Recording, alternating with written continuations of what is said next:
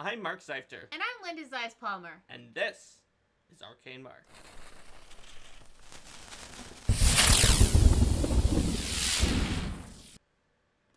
Hello, everybody, and welcome to Build a Monster Workshop 7, Build a Monster Workshop Generations. That's right. We are going to be building a monster today here together with Twitch.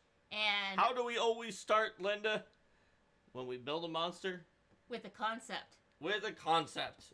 And fortunately, we've already got some cool ideas here from chat. That means you watching in YouTube don't need to wait for us to get the first few ideas. That's true. We've got a Chaos Beast, a Living Topiary, a Living Leyline, and a Sentient Crown that eats entire families, which is probably a reference to, at least partially, to our item? Our item from the last workshop. There's also a dog that just stares at you, trying to get you to understand what it wants, wholly unable to communicate effectively. A dog that stares at you, trying to get you to understand what it wants, but is wholly unable to communicate effectively. I could see that. Like, maybe like, the monster version of that is, like, maybe the monster version of that is, like, the dog, Haruko that, like, came to Shibuya looking for his owner all the time in Japan, but became a ghost or something like that. Riku said, "I'm taking mental damage right now. Maybe maybe this particular dog has an ability to deal mental damage. All right. You don't figure it out. All right, gonna give it one more minute, and then I'll put these 5 ideas up for a vote. So if you have another concept, please get it in now." That's right. Let's see.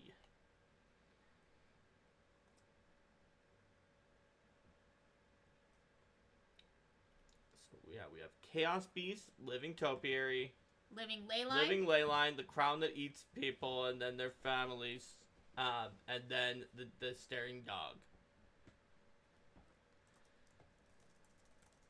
Do you have them all up for a vote with numbers? I do. Okay. All right, here we go. Here we go. Let's do it.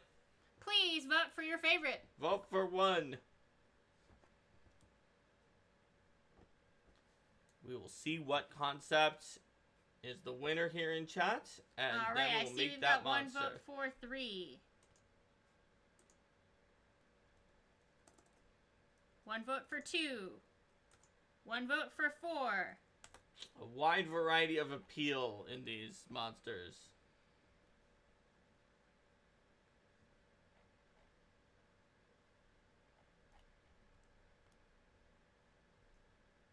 Got 3, 2, and 4 so far. Vote for your favorite monster so we can see which one we're going to make. It looks like we've got another 2. Another vote for 2. The Living Topiary is ahead. Another vote for 2. For 2. Okay.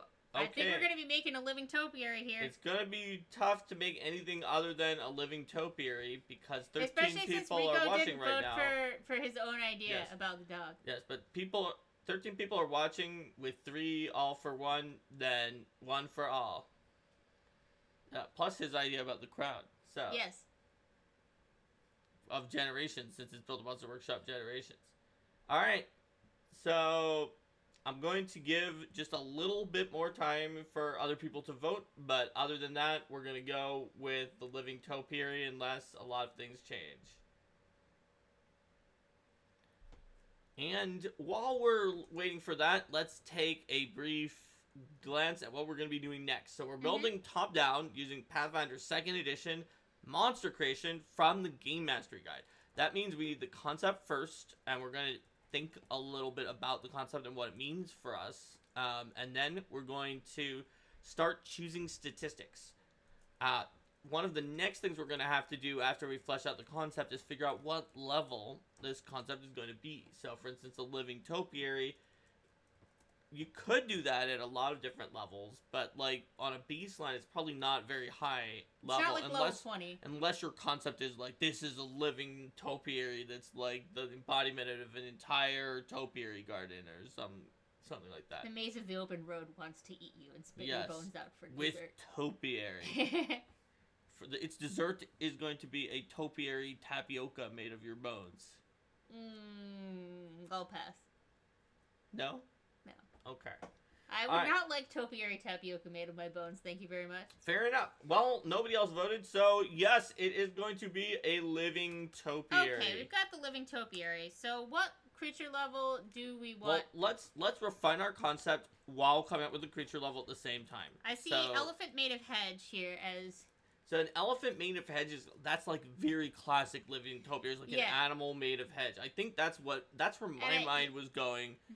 Kind of immediately when we said we were going to make a living topiary. And Numbat mentioned the living hedge maze that I had set as well. Don't know if it was before or after.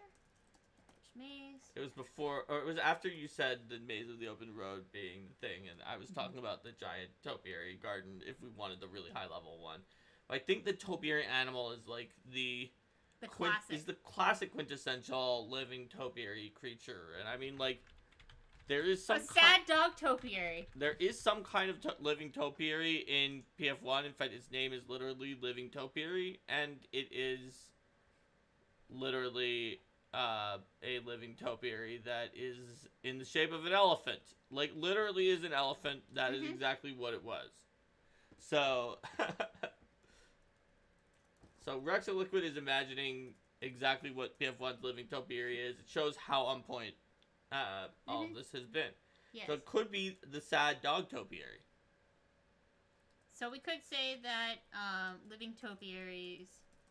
Maybe they just take the shape of animals? Often take the shape of animals. And that might inform what their attacks look like, too. That's right. So, lions and bears and tigers, oh my...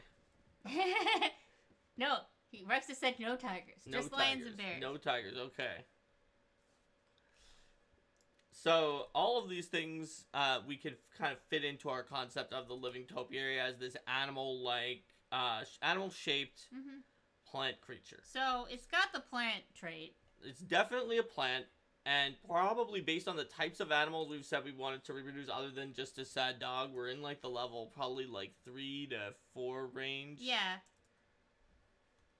Like an elephant might be a little stronger than that, but it may be a particularly large one, so that might be an elite one. Yeah, so we can call this a level 3 and probably true neutral because it's a plant.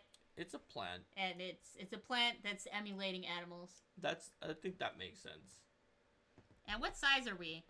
Are we medium?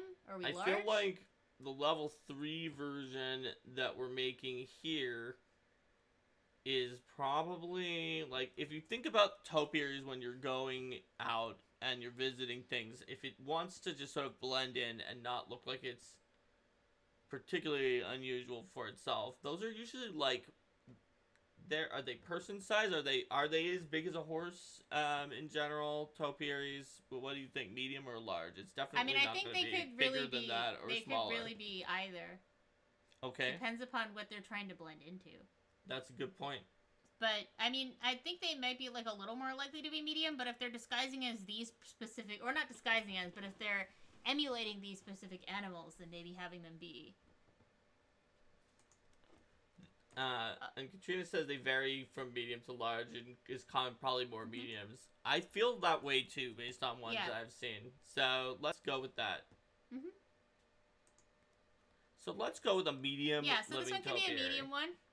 And we can make larger ones that are higher level that are based on this. This is going to be the baseline medium living topiary. Medium, level 3, true neutral, medium plant creature. Is it going to have any other traits there? I don't think so. I think it's just plants. Well, yeah, I don't think it's mindless. I don't think they're mindless, probably. Yeah. You want this to be able to, like, sort of blend in and be smart about what it's doing. It may not be, like, the smartest plant you've ever seen, but it's probably not mindless either. Yeah. Alright, so in terms of all of its stats, let's think about our roadmap. So we could be a brute, which is like, bruiser, heavy damage, not even necessarily completely accurate, but it could be a little less damage and more accurate. It could be a magical striker that doesn't really make sense, but it could be a skill paragon that's really, really good in skills. Again, that doesn't really make sense. Skirmisher could work, like Brute could work. Skirmisher could work like skirmishing through the hedge areas. Yeah. Sniper doesn't really make sense. I mean, it could shoot out like hedge things, but that's a little weird. That's more like a twig jack. Soldier doesn't really make that much sense of being like super tactical, and maybe armored. And spellcaster doesn't really make sense. So we're probably so looking it's at either probably Brute a brute or skirmisher. What do you all What think? do people think? Brute or skirmisher?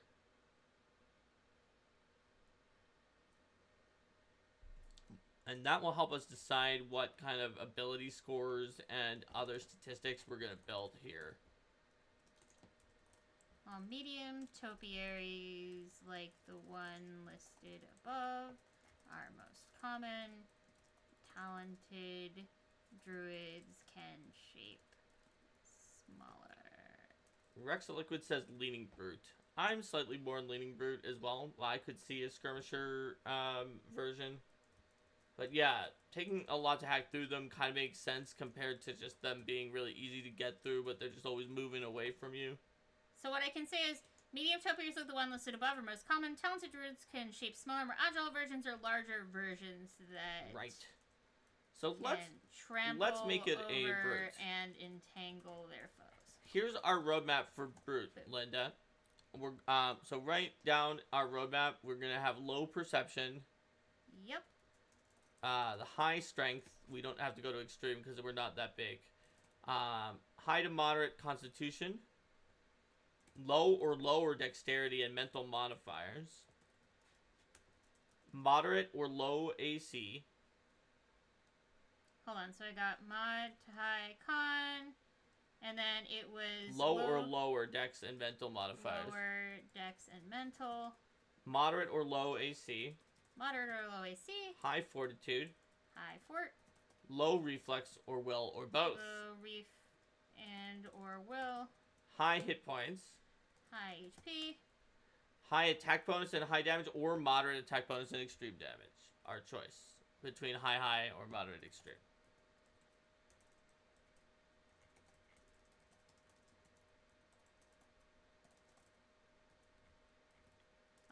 All right, so here we go. Based on our roadmaps for ability scores, then we're probably gonna have +4 strength because we have high strength. Yes. We have high to moderate con, so we'll have 3 or 4 con. What do you think, Linda? Let's give it 3 con because we may want to have a little bit of room to make it slightly better at its ability to camouflage itself. All right, and it's a lot to hack through, so that makes sense.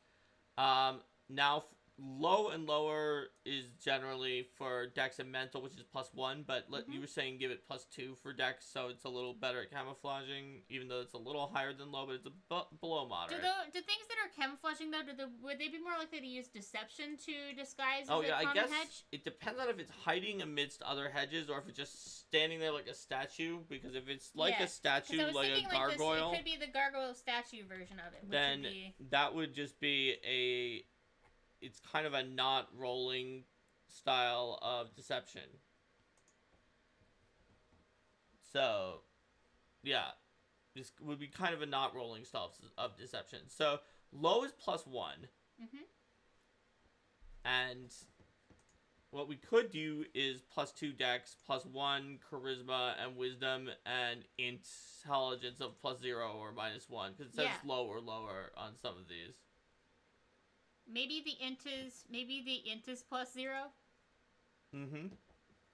That makes sense. Or even -1 if we want. Yeah, that works. I can make it -1.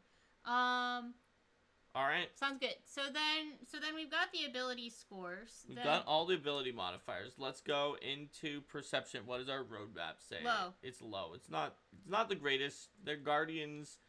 Given that they're guardians, they might be a little bit better than the minimum low. They might be between low and moderate for brutes, because they actually are like guarding gardens and hedge mazes and other things like that.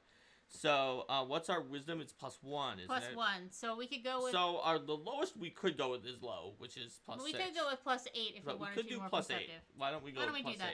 +8? Low closer Moderate to to moderate or low AC. Okay. However, I'm going from top to bottom of the things right now. Top to bottom So of these things, right? languages, it may have Sylvan. Yeah. Can it speak? Probably Sylvan cannot speak or something. Can't speak. That's what I was thinking. Is that it couldn't speak. Yeah, I think that makes sense. It All can right. understand you. So for skills, let's do some skilling. So we've got we're level 3. So I saw a deception stealth makes sense comment. Okay. So we've got we should take 7, the highest of low deceptions, because that's already fairly good deception for them. And then what it can do is it can just have a automatic result of a certain amount to pass to deception checks and DCs to pass as Edge one action. it's just Edge like one an action, inanimate topiary. concentrate. Until the next time it acts, the topiary, the living topiary appears to be an inanimate topiary.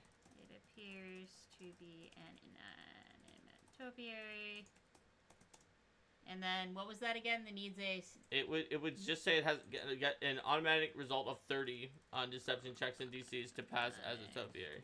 Result of 30 on deception checks. And DCs to pass as a topiary. DCs to pass as a topiary. Great. And give it maybe +9 stealth. Mm-hmm. Athletics of +10, the high, because it's got high strength, and that's kind of the only skill that's based on strength. That's 10, you said? Yep. Maybe acrobatics is 7. Makes sense. And any other skills that you think it might have? Maybe nature? Yeah, I can see this guy having nature. Maybe 5 nature? Let's do that. Nature +5. And it doesn't have any int-based skills, which makes a lot of sense. Yep. Alright. Then in that case... So what do we got Where next were on we? our roadmap? Our roadmap says that we don't have to worry about items. So we are going to armor class, where you had been going before, which is that it probably has, it said, was it moderate to low AC? Yeah. And then commensurate hit points. So, Commensurately so high I saw hit the points. comment about it probably takes a lot to hack through these. Yep. So if we want to get that idea across, we could do that by giving relatively a little bit lower AC but more hit points. And that's what our roadmap said to do as well. Yeah. So, yeah, that's exactly where we're going with this, I think. So let's give it 60 hit points, which is actually like above high. But let's give it a 17 AC, which is between moderate and low. So it's said between moderate and low AC. So for level 3, that's a lot of hit points, but it's also not that hard to hit. I mean, it's just literally this topiary that's here. So I think that makes a lot of sense, and it's part of our roadmap as well. Sounds good. So our Sieves, it said our Fortitude is very good. High, and one or both of the others are going to be low. I think that based on how we've been doing it, probably it's will. And will not, is low, yeah, and not reflex. I think so too. Let's do that. So that would be if we go down the line, that's gonna be like 12 for Fortitude, 9 for reflex, and 6 for will. Although we could, let's see, the 9 for reflex and 6 for will is very solid. We could do a, let's see, 4, 7. We could make it 11 Fortitude because we went with moderate con instead of high con, and also because we gave it the moderate reflex instead of giving them both. Yeah, that makes a lot of sense. Okay. So I think that makes sense. So, and it comes to attacks. Oh, I guess we have immunities in... Immunity, resistance, weakness. I don't know if they necessarily... We could give them Are they something gonna have, like what the arboreals have with, like, axes and stuff? where they are weak against where they're weak against axes. But are resistant to bludgeoning and piercing? Because they're made of topiary. That makes sense. Do you think that makes sense? Because that's kind of a super woody creature, so that would be... And they might have fire weakness at that point. Yeah, bludgeoning, piercing, and then weaknesses, axe, vulnerability, and fire. Yes. So if we do that, then we can give them resistant. They're level 3, which is, according to this, a level where we can give them 5, which is easy to deal with as their resistances and weaknesses. So 5 fire weakness, 5 bludgeoning and piercing resistance, so they're not and 5 quite as weak to fire as the Arboreal which Wardens is higher level. Which is higher level, but the Arboreal Warden has that same level of. So does that... Also, our axe is actually their weakness. Because they're topiaries, not trees. Oh, yeah, it could be like... What if it was shears? Shears? Well, shears is literally a weapon in the Norn stat block. But, like, shears and machetes, which is also a weapon in Kazutal. I could call it sheer vulnerability and then explain... Yeah, and then explain that vulnerability. That it's shears and machetes and similar weapons. Applies to shears, machetes, and similar weapons made for plant chopping. Or for cutting through foliage. Fine. I'll Plant chopping could include, like, an axe is made for plant chopping. I'm just trying to use casual language for a moment. Casual language? This is a very serious rules stream. Very serious. Well, much serious. Okay, so... Alright, speed. It feels like these things are actually fairly quick, but for a brute, they're probably like 30 or 35 because they're made after animals. When we're going into its strikes... They don't strike me as so big that they're going for the moderate attack bonus and extreme damage. I feel like high and high could work for them. Yeah, what do folks in chat think? Do you think that high is good? We'll see what they say. Balance that accuracy and damage, or would you rather see them be like big, wild, powerful swing type creatures? That's right. Either one could work. I feel like the high is just like kind of feels more like this one. We're seeing a high. What is their attack gonna be called? Is it like a... What do they do? Do they like scratch like an animal's claws with sharpened branches? Maybe it's just called branch, but that it makes attacks that look like animal. It makes an attack that looks like whatever the appropriate animal is, but this lets us generically say it can be almost any animal and just call the attack branch. So is it going to be branch may not be technically a correct term for what a topiary has, but whatever, it's close enough. Yeah.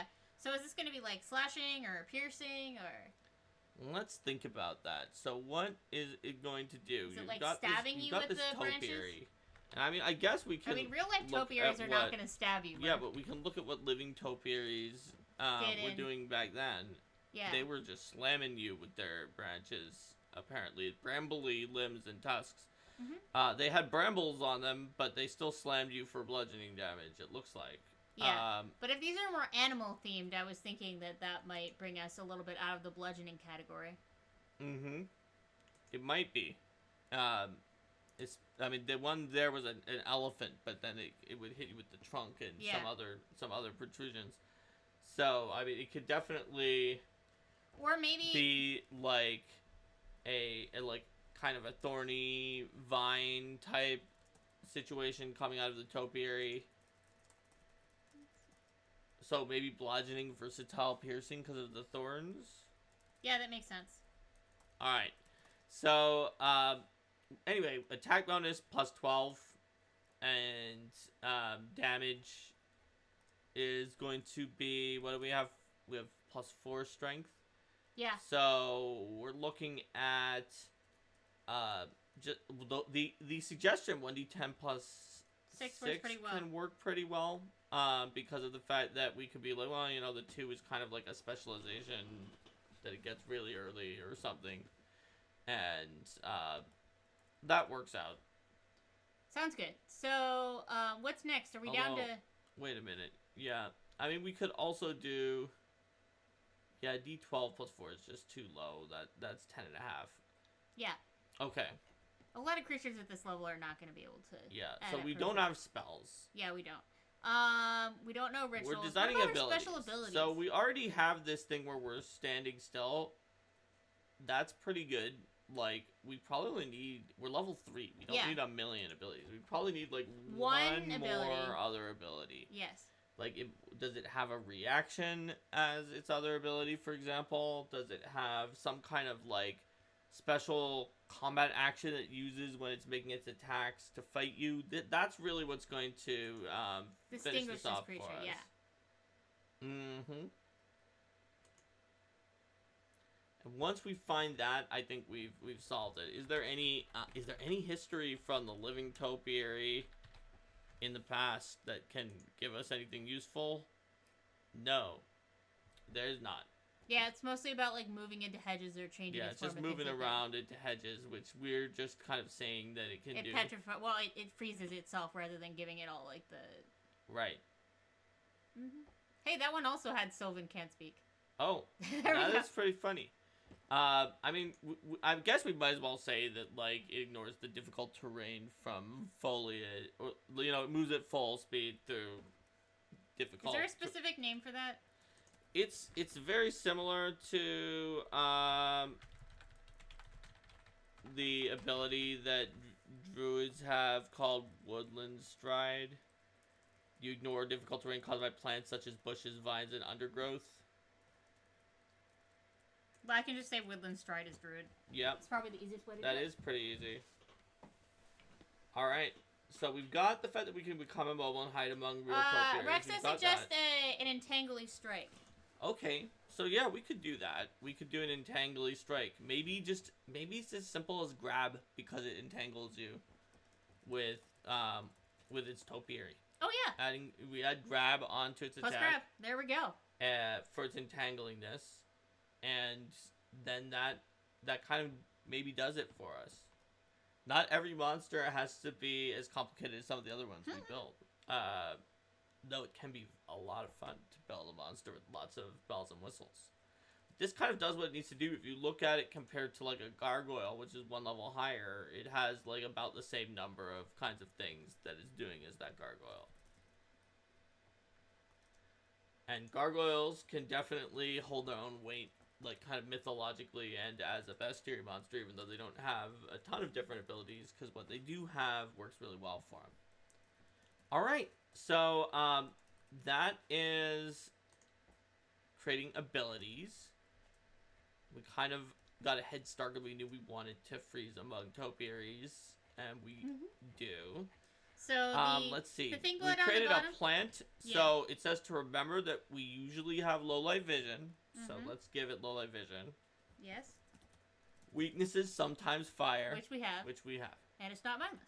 Yep. And add the little note at the bottom. While medium topiaries like the one listed above are most common, talented druids can shape smaller versions that are skilled at ambushes or larger ones that can trample over their foes. Perfect. So that might suggest that the smaller version that requires more talented folks that Numbot was mentioning might have like a little bit of sneak attack type stuff going on with their ambushes, and then the larger versions can gain trample. Alright, so we've created a living topiary, and in about a half an hour, Linda's going to post it up on tiny.cc/arcanemark, aka the Discord. Yes. So, I'm sure that a lot of people watching this may already have checked out the Discord, but if you haven't, check it out, and you'll be able to find this living topiary on there, as well as all the other things that we created during the different workshops that we've done. Sounds good. Let's say goodbye to YouTube. Bye, YouTube! Bye!